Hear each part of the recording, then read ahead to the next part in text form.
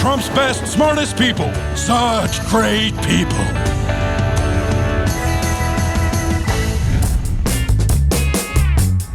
Without a doubt, one of the stars of this first phase of the Trump administration has been Sean Spicer.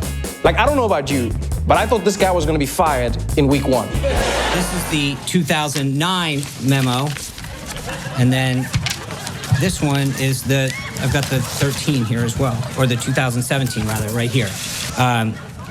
With respect to one second. Moving on, I think it's pretty clear that if you look at all 3 of these, that's what it does.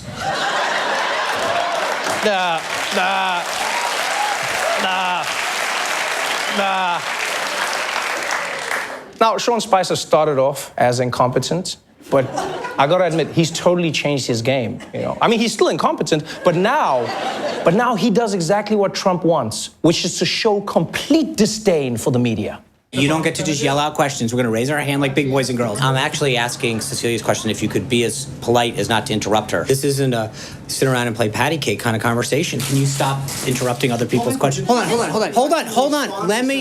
trying to answer your question. Jonathan, thanks. I'll let Kristen talk. We've covered this like 10 times. At some point, it's not just about me, it's about you. The answer continues to be no. You know,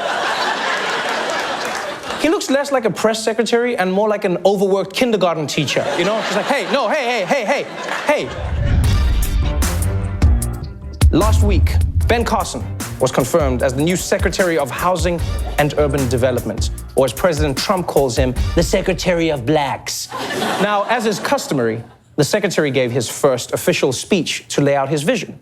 And you know, normally, a Ben Carson speech is a bedtime story in a suit. But after this speech, everybody was woke.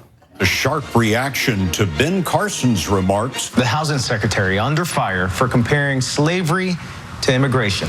That's what America is about.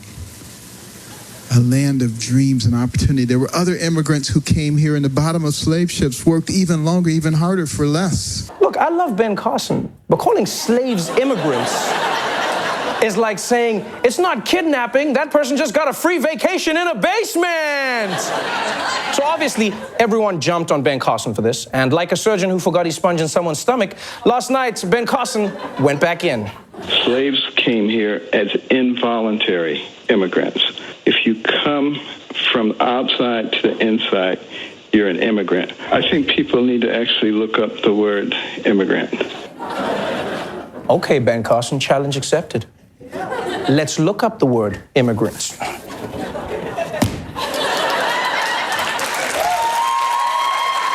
Siri, is a slave an immigrant? Oh, hell no. Is Betsy DeVos qualified to lead the education department? Well, yesterday, the Senate sat her down to test her on her knowledge of education stuff. Now, one of Betsy DeVos's main jobs would be to improve student performance. Now, some say you should measure that by what students know, as in proficiency.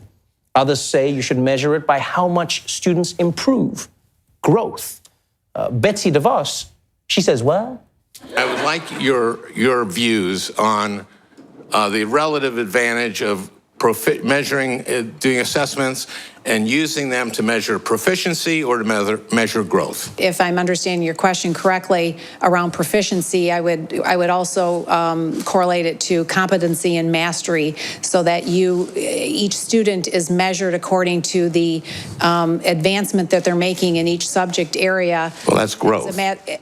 That's not proficiency. The proficiency is if they've reached a like third grade level for reading, etc. No, I'm talking about the debate between proficiency and growth. I was kind of surprised, well, I'm not that surprised that you did not know this issue.